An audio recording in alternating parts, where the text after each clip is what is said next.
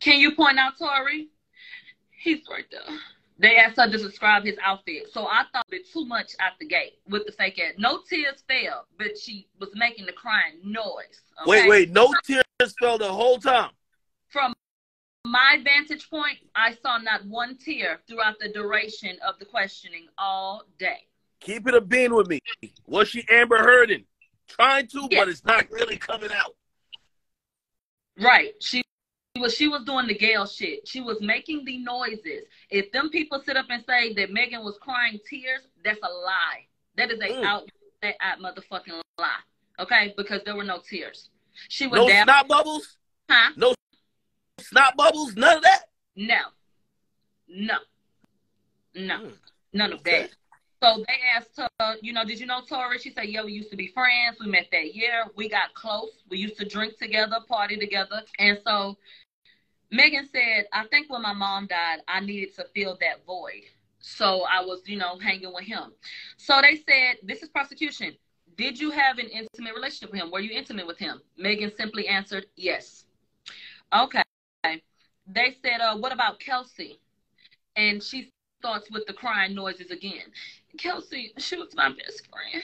She was my best friend. Wait. Hold on. So Meg out the gate is basically contradicting what she said on the interview, but she probably, I seen her walking into court with what looks to be like a legal team, her damn self, which means they have probably prepped her for whatever line of questioning and probably told her ass, we know you like switching the stories up, but you could go to jail if you lie on the stand. I got to imagine they told her that. The defense actually raised a good point after we took a lunch break, and they said, Megan, you and your team had talked. You and the people spoke. And what was that about? And she said, it was just about me opening up a little bit more. And they said, did they tell you that you need to open up more, or did you say that? And she said, no, I said that. So there was absolutely a discussion. I'm sure prior, because it did sound very rehearsed. But you do that with all clients. You vet them and you go over shit. But you could tell. Megan, they had to tell Megan to pause, hold on, because she was so ready to answer the question. The people wouldn't even be done asking the question before she's already sprouting up at the mouth, trying to get these answers out that I feel like she had rehearsed. Dang. But she brought up how her and Kelsey was best friends since freshman year of college, and that she became her assistant. And she said, Kelsey, you know, will go everywhere with me. She said before the 12th, they did everything together. All right, we immediately go into Kylie's house. They say July 12th, you went to Kylie's house. They said when? Early evening. Okay, Megan says that they were there at least 5 hours before Tory even got there. It was EJ, Kelsey, and Megan that rode together to get to the party. Megan said when she got there, they all was hanging out, having some drinks, and that she went to the kitchen to cook.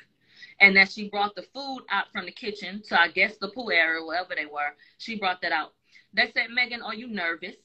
She said, I'm not nervous. I just don't feel good because I can't believe I got to do this. I can't believe I have to sit here in front of people, you know, who have been spreading misinformation and tell my story and sit in front of the man who shot me, you know, start getting real, you know, I feel like elevated in her tone. And I'm going to tell you something else. They did not want me in the courtroom today. Wait, what? And a lot because of our lives. And because of the joke that was made that, oh, well, the phone, we could, you know, it was a little joke about, oh, yes, get a phone. You could get something up in there, like, whoop. Yeah. There was a lot today about the phone and a concern that I may have been streaming live from the fucking courtroom like a fucking idiot. Why the fuck would I ever do that? But, yeah, a whole bunch of op shit because I feel like get the fuck up off my live. But anyway, she said she didn't feel good. She said Corey, Kylie, and her friends were at the party, and Megan texted Tory to come over. She said Tory came over really late, and by the time Tory even got there, a lot of people were gone. So it was just Kylie, Kelsey, Tory, Corey Gamble, and whoever else was out there. So when Tory got there, she said everybody got in the pool. Megan said her wig was starting to slip, and that's the reason why she wanted to leave.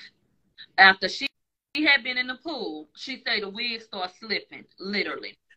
Does she mention if there was any other arguments that was happening prior to that?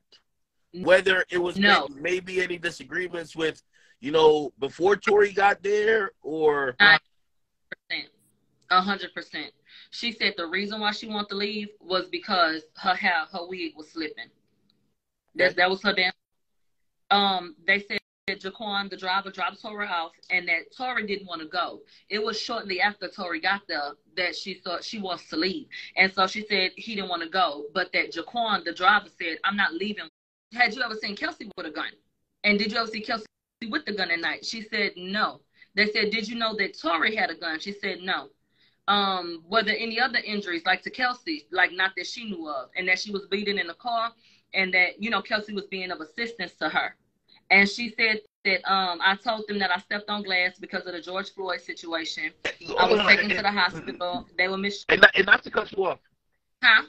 And not to cut you off. Did they ask her that prior to the situation, once she got in the car, did she, because, you know, Tory didn't have a shirt on. Right. He just had like swimming trunks on. Did she see the gun before? Like, was it on the center console? Like, did she not seen the gun before? And when they said, they made a really good point. She said on the stand, I didn't have no gun. Kelsey didn't have no gun because we had the bikinis on. So we didn't have no one that had no gun. So the defense said, well, what did Tory have space to have a gun? Because he just had on swim trunks. She said she don't remember what he had on. She doesn't remember. Okay. She said in the black community, it's not acceptable to snitch. That's why she didn't want to cooperate. And that's why she lied about the glass. She didn't want to be cooperating with authorities. And she said, when you're a woman and you say a man did something to you, don't nobody believe it. And she said that the industry is nothing more than a boys' club. And she felt like everybody was going to hate her. She said that. Did she answer why she got back in the car with the nigga who just shot at her 5 times? Yeah, I will read it, but I believe that she said that she was just scared. She was nervous. She needed to get home. She know she was. It had happened so fast, and like she didn't know what to do. Like she put it like she was just so in shock and didn't know what was going on. Did they ask the question of, did Tory force you to get back in, or did you willingly get back in? They didn't ask her, did he force her to get back in, but they said, and you got back in the car, and why did you get back in the car? And then she answered as follows, you know, which was okay, well, I got back in because, you know, well, it was in the middle of the street, it was late, it was dark, you know, whatever the case may be. But she said it was so blurry. And then she goes into not remembering all of the key shit. Megan didn't remember nothing that would have incriminated her damn self. She remembered everything that was simply, he shot me. He shot me. But every time they asked a valuable question, I don't remember all that bullshit. And to the point where it was getting agitated. Because it was like, girl, come on. Even when it came to the luggage, they said, Megan, what was yours in the car? Like, was this your purse? Oh, I don't know if that was my purse. I got a lot of bags. Shit like that, being a smart ass and shit. Let me see. She said she had surgery and that they took the bullet fragments out. She said she had physical therapy for a few months, every day at first, and then on and off, and that she couldn't even walk for a while. For a few months? She said she had physical therapy for months. Was twerking part of the physical therapy? That's what I'm trying to understand, because we saw Megan soon after the shooting, and she looked just fucking fine. But she said she was in physical therapy for months, and she said she couldn't walk for a while, and that she couldn't feel the left side of her foot. She said she still got nerve damage, and she can't really feel the left side of her foot, and that the back of her feet are always sore. That's what she said. They showed us the regular ass pictures. They brought up how Tory texted Megan that night after the shooting.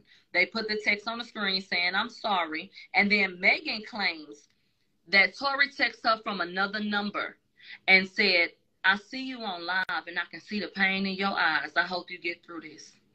And that she was just taken aback that he would do this to her and then tell her, I saw you, I'm watching you. And she made it sound like a threat, kind of, when she said, like, oh, you watching me, you see me, you see the look in my eyes. Wait, what day was this? Like, when did he send her the text? When he sent the text from the other phone. Yeah, but is this directly after it happened, or like months later or weeks later when she's on Instagram Live? They didn't even get into when that could have come in. Okay. At all. I will tell you, Tamika Mallory was there. Desiree Perez was there. T. Ferris was there. Desiree Perez was there? Desiree Perez was in the building. Rock Nation Honcho. Mm-hmm. That's interesting. Okay. Did they get into? Did she admit that she was giving Kelsey a severe case of the beats? She denied a physical altercation completely with Kelsey. She said they never had a fight. So, how did she ever explain why they found acrylic nails, Kelsey's pendant, right, and basically like proof that she was getting thrown around like a rag doll? She said there was never a physical altercation between her and Kelsey. And then she says that when the shooting happened, they got out the car, bumped into each other, and came towards her. Now, make it make sense, because this is happening very quickly. Because remember, the police come and get the phone calls was placed 4:22, 4:26, and shit like that. The police is hemming them up by like 4:30. The message that Kelsey sent to Justin was at 4:27. So, babe, this is happening very, very, very rapidly. So, make it make sense, Megan. Something happened. And a witness states he saw a woman get out of the back seat and attack the woman in the front, and that it spilled off into the street. She categorically denied the whole thing. Said there was no physical altercation between her and Kelsey, and she did not speak to a physical altercation between Tory and Kelsey. They said, Megan, this Kathy's how talking to her people. You a private person? She say, yeah. They say, are you having a hard time opening up? That's when Megan started with the tears and said, yeah, because I got to sit in front of people who will spread misinformation about me and then my attacker, but I don't want to be weak. And I don't want to give them the power that I feel like they done had over me for the past almost 3 years. And so they said, Megan, did you hear anything? And she said, gunshots. They say, how many? She said, I don't know. They played the audio of the gunshots, and they said, was that it? And she said, yeah. And she said, yes. But she shook her head, no. And she did that a couple of times, and that was very interesting to me, those micro expressions when she did that bullshit, where she would answer the question verbally one way, but she would nod in a yes motion. I wish to God that y'all could see the way that she behaved today. Very theatrical. Nancy Dillon even called her animated today.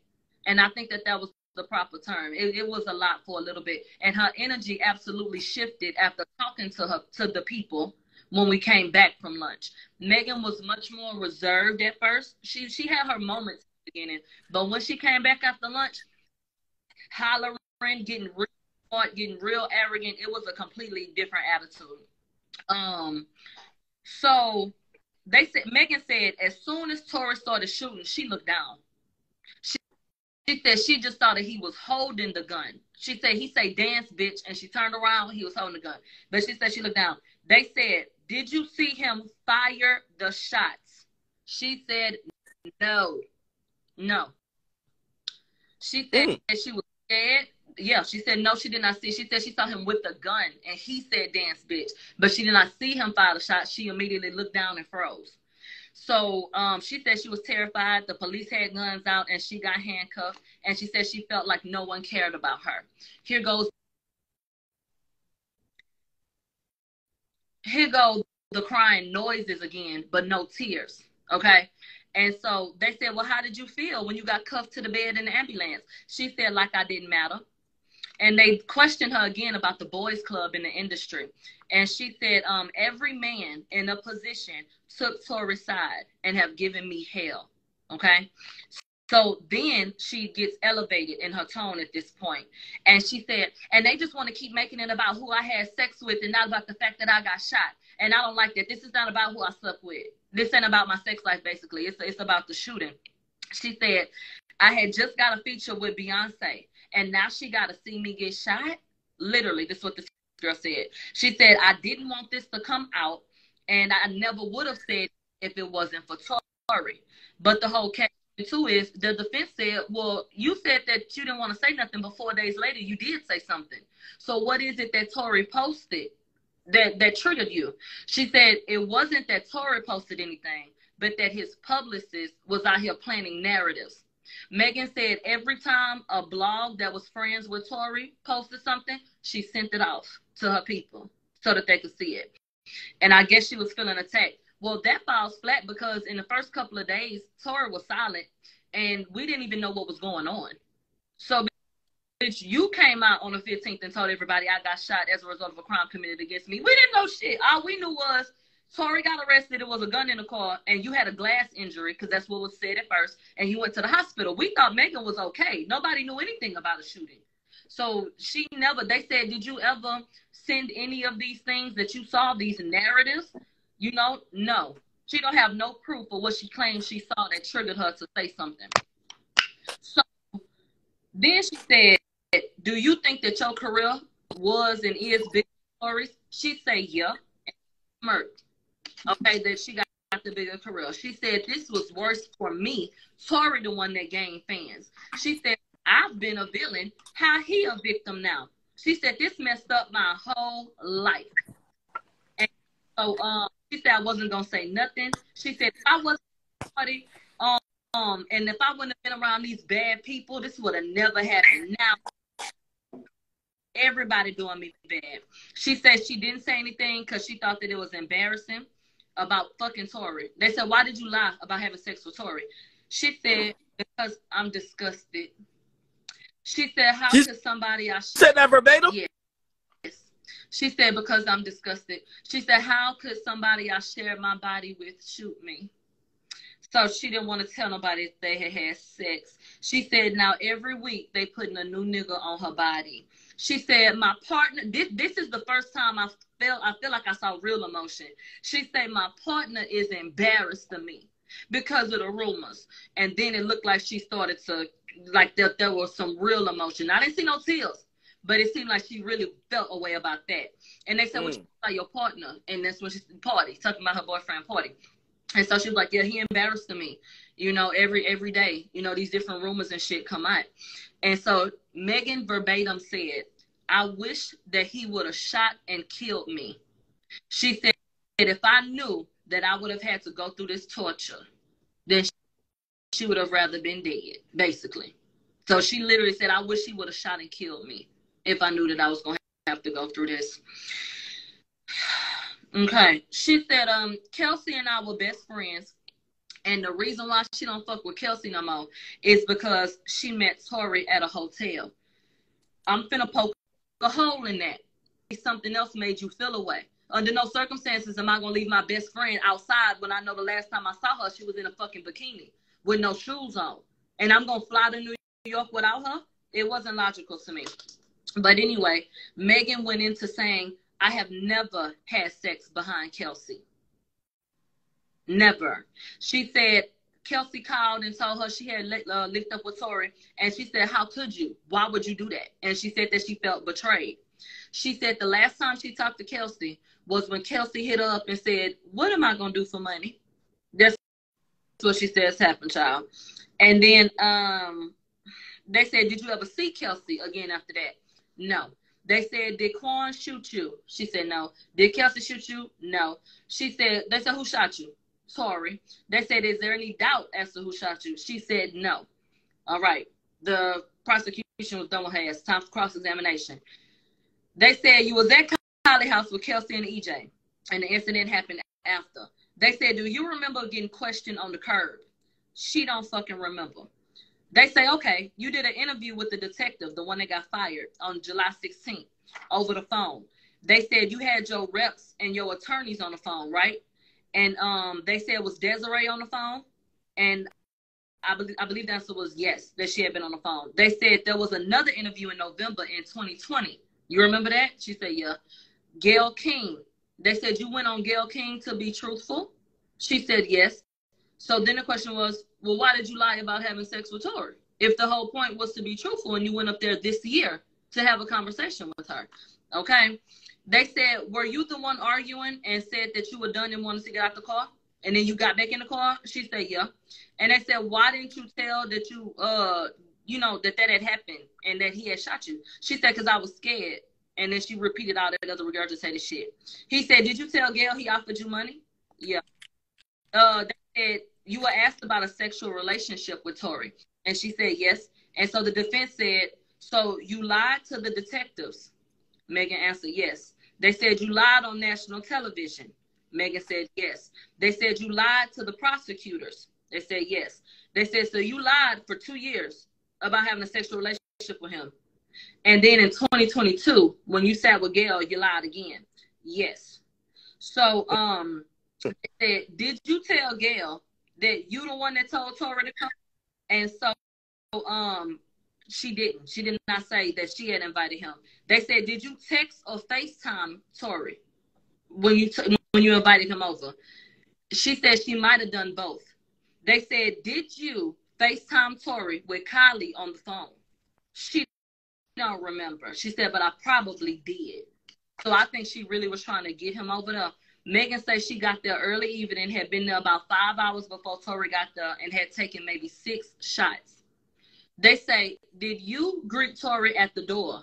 She don't remember. He had to get in some type of way, but she don't know. She don't remember how he got in the goddamn house, even though she invited his ass. Hey, hold on. And again, I know they want you to tell this story uninterrupted, but I with the amount of time she's saying she don't remember, do they bring up or do they mention the fact that it might not be she don't remember because it happened 2 years ago? It might be she don't remember because she's fucking too drunk.